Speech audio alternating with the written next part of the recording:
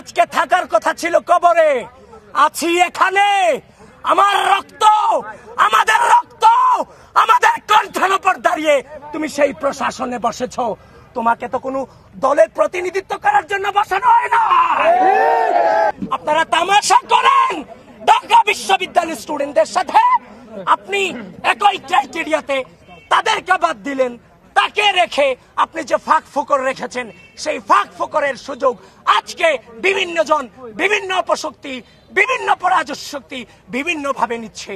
স্পষ্টভাবে জানিয়ে দিতে চাই, এই ঢাকা বিশ্ববিদ্যালয়ের মাটিতে আগামী 9 সেপ্টেম্বর ডাকসু নির্বাচন অনুষ্ঠিত হতেই হবে, হতেই হবে, হতেই হবে।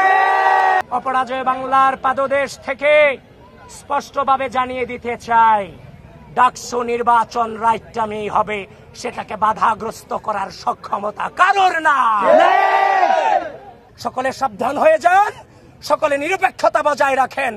আমি উপস্থিত যারা আছেন সকলকে ধন্যবাদ জানিয়ে আমি এখানেই আমার সংক্ষিপ্ত বক্তব্য শেষ করছি।